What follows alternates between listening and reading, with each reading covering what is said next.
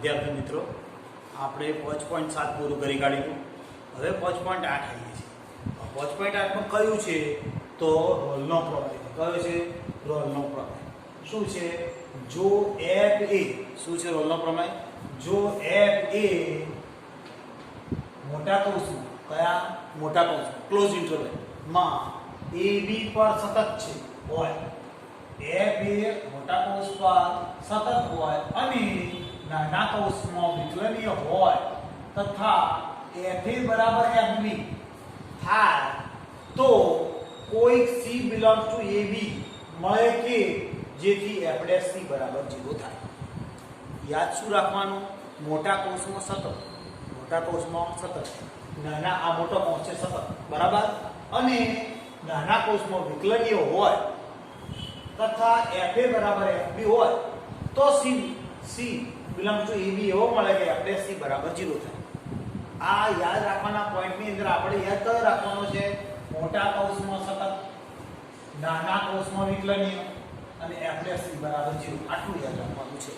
તો c મળશે, છેલ્લે જવાબ c belongs to ab મળશે. તો કરવાનું શું આપણે? તો દાખલો લઈએ આપણે. પેલો સ્વાધ્યાય 5.8 છે, દાખલો 1 છે. x belongs to -4 થી 2 છે મોટા કૌંસમાં. વિધેય આ માટે રોલનો પ્રમેય ચકાસો. તો સૌથી પહેલા f એ fx બરાબર કઈ રકમ છે? x નો વર્ગ વત્તા 2x માઈનસ 8 એ મોટા કૌંસમાં, કયા મોટા કૌંસમાં, -4 થી 2 આ -2a -4 થી 2 પર કેવું છે? સતત છે, બરાબર. પહેલું પછી બીજું fx બરાબર x નો વર્ગ વત્તા 2x માઈનસ 8 એ નાના કૌંસમાં ab એટલે કે -4 ને 2 એટલે આ નાના કૌંસ, બરાબર. લખેલું છે પહેલું સતત હોય અને આ વિકલન છે. આ fx બરાબર આ a આના નો વિકલનીય છે, વિકલનીય છે, બરાબર છે. આ હવે f એ બહુપદી છે. પહેલું વાક્ય f એ બહુપદી છે. આ બહુપદી કઈ કઈ કહેવાશે એ ખાસ ધ્યાન રાખજો. વાક્ય બહુપદી કઈ કઈ કહેવાશે એના માટે પોઈન્ટ છે. એક માનાંક વિધેય, માનાંક વિધેય, માનાંક વિધેય, પછી લઘુગુણક,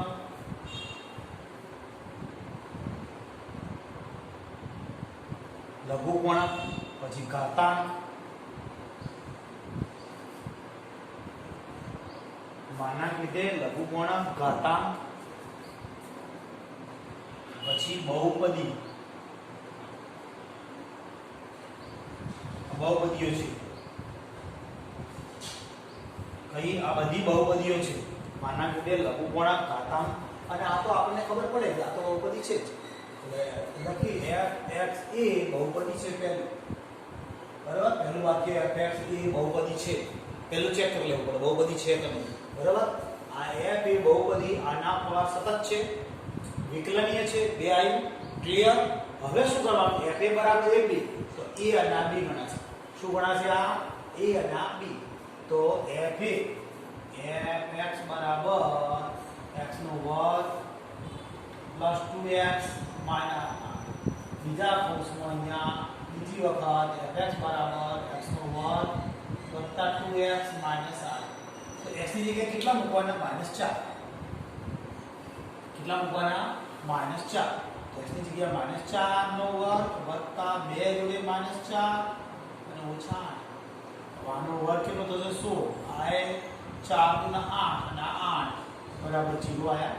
પછી અહીંયા બીજો કયા મુકાશે? તો 2. આ f a કહેવાશે, આ b કહેવાશે. એટલે આ 2 નો વર્ગ વત્તા 2 જોડે 2 -8. 2 નો વર્ગ 4 વત્તા 4 -8 બરાબર 0. થયું શું આપણી ગણતરી?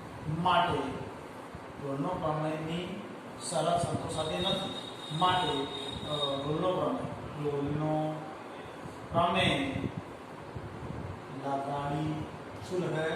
રોલનો પ્રમેય લાગુ ન કરે. લાગુ ન પડે. લાગુ પડે છે ને લખી દે ને. રોલનો વિધેય લગાડી શકાય છે, તો રોલનું પ્રમેય લગાડી શકાતું નથી. લગાડી જે શબ્દ વાપર્યો લગાડી શકાતું નથી. કેમ નથી? સમજ પડી છે ને? કારણ કે સતત નથી માટે રોલનો પ્રમેય લાગુ કરી શકાતું નથી. સતત કયા હોય? માનાંક વિધેય, લઘુગુણક, ઘાતાંક અને બહુપદી. જે બહુપદી હોય એ પણ સતત કહેવાય. શું કહે? બહુપદી હોય ને, બહુપદી ઓ આ બધી સતત છે. કેવી છે? આ બધી સતત છે. સમજાય છે તમને? આ બધી સતત છે, જ્યારે આ સતત નથી. સમજાય? બોક્સમાં લગાવવા માટે એકની એક કિંમત તો બે વાર મળી શકે. અને છે કેટલાય ઉદાહરણ બીજા પણ આપી શકીએ. બરાબર? આગળ લઈએ. આપણે ભણ્યું એવો ને એવો બીજો છે. આ એક પૂર્ણાંક વિધેય કહી શકીએ આપણે. પૂર્ણાંક વિધેય કહેવાય છે. એટલે આ પણ કેવું છે? અસતત છે. સાબિતી આપી આપણે fx બરાબર બોક્સમાં નાખમાં x. તો આપણે બંનેની વચ્ચેની કોઈ એક રકમ લઈએ. f1 લઉં છું. f1.1 તો જવાબ શું? 1 આવે. એ જ રીતે f1.3 તો જવાબ શું આવે છે? 1. માટે f એ પૂર્ણાંક વિધેય. કેવું વિધેય? f એ પૂર્ણાંક વિધેય હોવાથી અસતત છે. કેવું છે? અસતત છે. હવે પાકું કરજો. f એ પૂર્ણાંક વિધેય હોવાથી અસતત છે. અને અસતત છે માટે કેવું કહેવાશે? અસતત છે એટલે ખબર પડી કે રોલનો પ્રમેય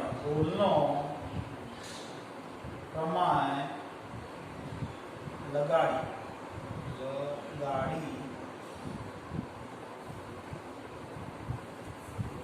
શકાય નહીં. બરાબર?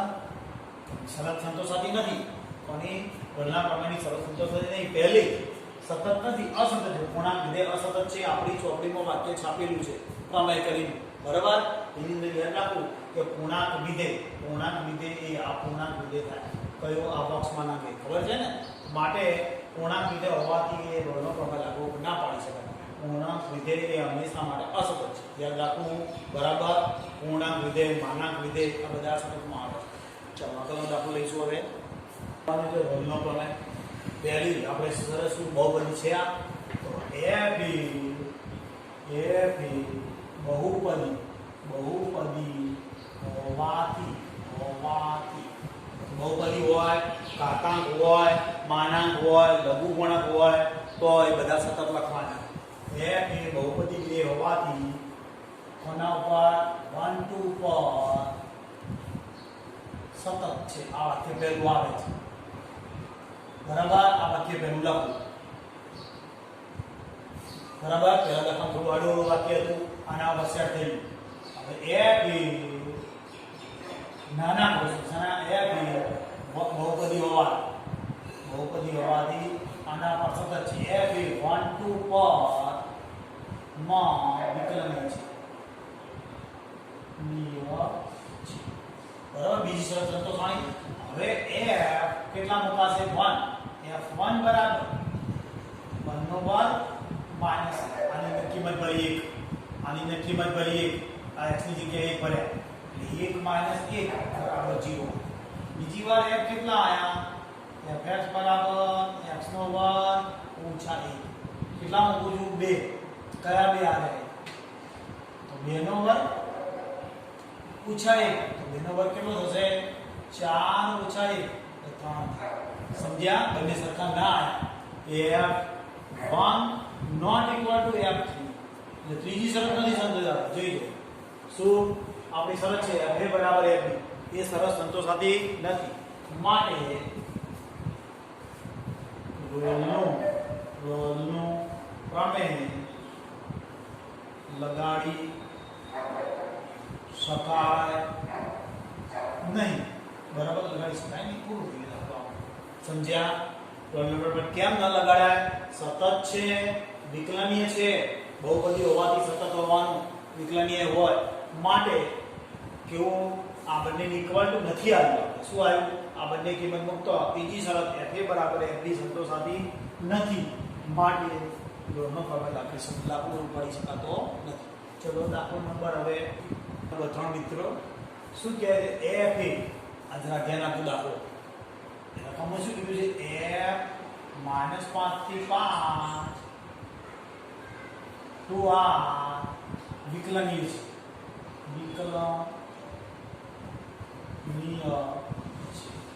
આ વિકલનીય છે. બરાબર? વિકલનીય વિધેય છે તો વિધેય છે, વિધેય છે. બરાબર? હવે માટે f એ સતત વિધેય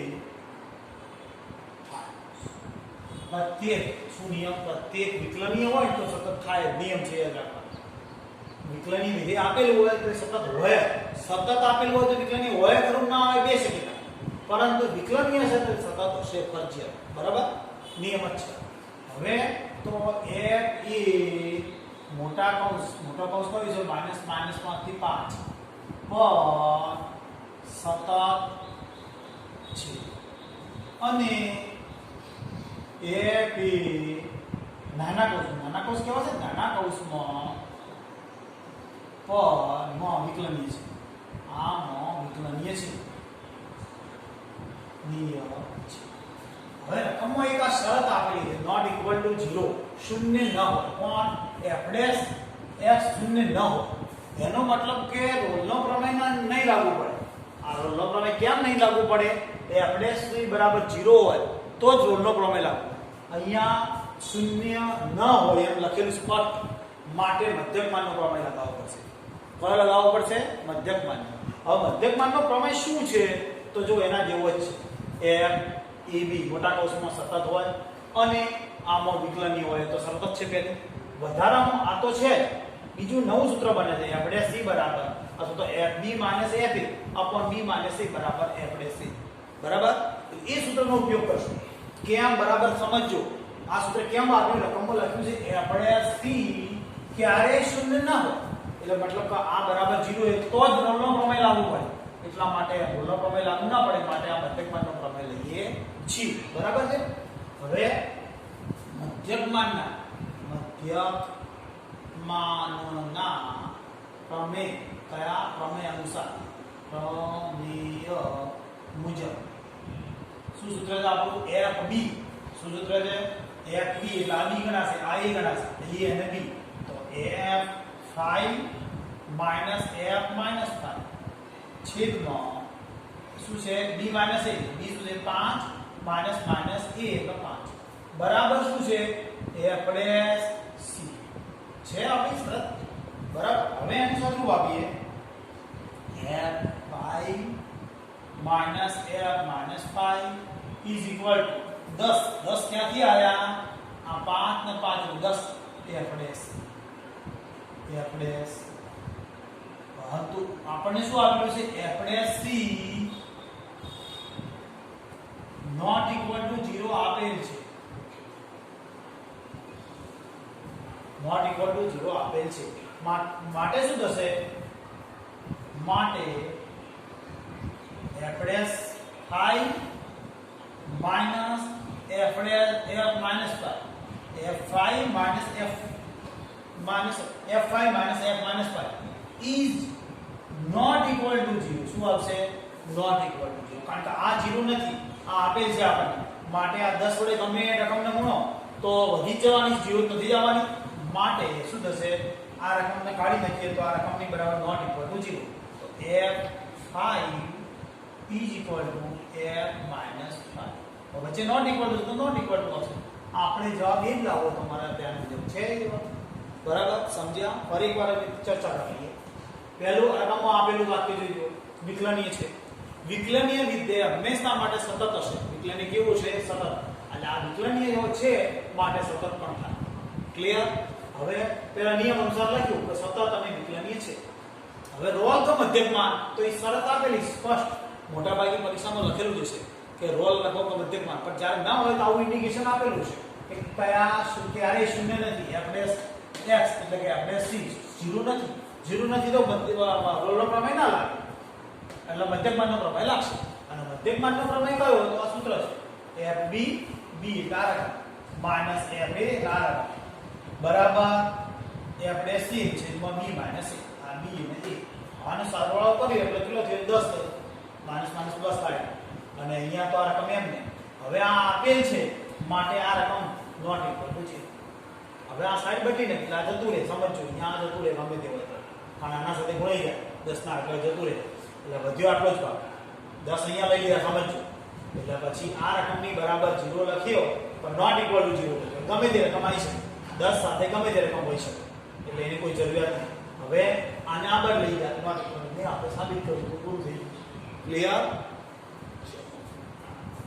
આપણે કયો લઈએ છીએ તો દાખલો નંબર 4, બરાબર. તો ચોથા દાખલાની અંદર આપણે સ્પષ્ટ ઇન્ડિકેશન a અને b નું આપેલું છે, બરાબર છે.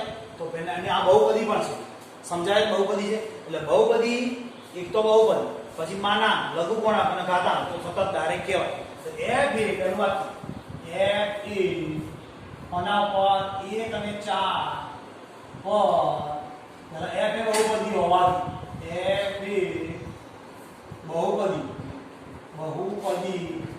હોવાથી f એ બહુપદી હોવાથી f એ ab પર સતત છે. કેમ સતત છે? બહુપદી છે એટલે બહુપદી હોય, માનાંક હોય, લઘુકોણક હોય કે ઘાતાંક હોય તો એ સતત લખી દેવાય. પહેલું વાક્ય, બીજું વાક્ય, હવે ત્રીજું f એ આનામાં આપણે નાના કૌંસમાં લઈએ છીએ 1 પર આની અંદર માં વિકલનીય છે, બરાબર. આટલા ક્લિયર વાક્યો. સ્પષ્ટ લખેલું છે મધ્યકમાનનો પ્રમેય એટલે આપણે મધ્યકમાન તરફ જવાનું, એટલે આપણે સ્પષ્ટ પ્રમાણે લખીએ, સૂત્ર લખીએ મધ્યકમાન પ્રમેય અનુસાર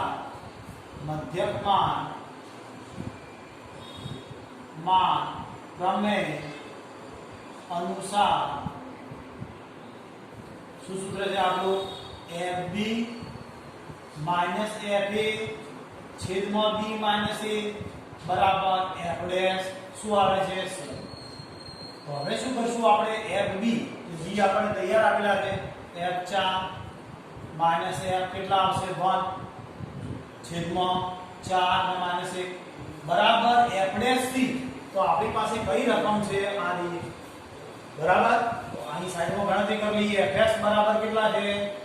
x નો વર્ગ ઓછા 4x ઓછા 3. તો f ડેશ x બરાબર કેટલા થાય? વિકલન તો આપણે દરેકને તો શું થશે? 2x minus 4. તો f ડેશ c કરું તો શું થશે? 2c minus 4.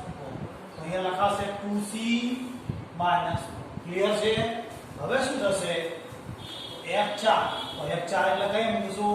f4 ની ગણતરી કરી દઈએ. fx બરાબર આપણી પાસે રકમ છે x² માઈનસ 4x માઈનસ 3. તો f4 ની ગણતરી કરીએ. 4 મૂકીએ છીએ, જો 4 મૂકીએ શું થશે? 4 નો વર્ગ માઈનસ 4 વડે 4 માઈનસ 3.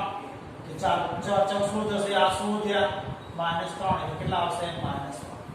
હવે f કેટલા લાવવાના છે? અહીંયા આપણે માઈનસ 16 મૂકી શકીએ કે કેટલા? માઈનસ 3 માઈનસ f1 લાવવાના. તો fx બરાબર x નો વર્ગ ઓછા 4x ઓછા 3. એમાં કેટલા મૂકવાના છે? f1 તો 1 નો સ્ક્વેર માઈનસ 4 ગુણ્યા 1 માઈનસ 3. એનું સાદુરૂપ કેટલું થશે? 1 માઈનસ 4 માઈનસ 3 તો કેટલા આવશે? માઈનસ 6. તો અહીં કેટલા લખાશે? માઈનસ માઈનસ 6, બરાબર છે. છેદમાં કેટલા થશે? 3 બરાબર 2c માઈનસ 2. ક્લિયર છે? હવે શું થશે? તો -3 પ્લસ 6 છેદમાં 3 એમને એમ રહેશે બરાબર 2c માઈનસ 4. તો હવે શું થશે? આ 3 છેદમાં 3 બરાબર 2c માઈનસ 4. હવે આનું સાદુરૂપ તો અહીં થઈ ગયું, થઈ જશે ને? તો હવે શું થશે? 1 આ વત્તા 4 કયા રહે? બરાબર 2c, બરાબર છે. તો હવે શું થશે અહીંયા? તો 5 કેવી રીતે પાસ થયા? 4 ને 5 બરાબર 2c. તો c બરાબર કેટલા આયા? 5 દુત્યાંશ. 5/2 બિલોંગ્સ ટુ કેટલા લાવવા જોઈએ આપણે a b એટલે 5/2 કોની વચ્ચે છે 1 અને 4 ની વચ્ચે બિલોંગ્સ ટુ 1 અને 4 ની વચ્ચે થાય છે માટે c બરાબર કેટલા 5/2 સમજી શકાય છે ક્લિયર છે હવે દરેકને આવડી ગયું છે પર એકવાર જરા ઝડપી જોઈ લઈએ પહેલા એક તો આ બહુપદી છે માટે સતત છે વિકલનીય છે અને 1 ને 4 ક્યાંથી લાયા હતા 1 ને 4 બરાબર છે મધ્યકમાનનો પ્રમેય લઈ દો b - a બે કર્યા b - a કિંમતો ભરી કાઢી f4 તો 4 ની કિંમત લાયા એ -3 પછી f1 ની કિંમત લાયા 6 -6 લાયા એ -6 અહીંયા ભરે ને અહીંયા 3 તો બાદબાકી કરતો તો હવે આનું સાદુરૂપ આપ્યું તો -3 આ પ્લસ છે દરિયા છેદમાં 3 છે બાદબાકી કરો 3 * 3 3 ઉડી ગયા 1 આ 4 આ બાજુ આવી ગયા એટલે હું અત્યારે દદન થઈ ગયા હવે 5 થયા 4 ને 5 2c છેદમાં 2 લાયા એટલે 5/2 અને બિલોંગ્સ ટુ શું છે 1 4 બરાબર ને આ કૌંસની અંદર છે એટલે c ની કિંમત હવે પછીનું લેક્ચર આવતીકાલે લઈશું બરાબર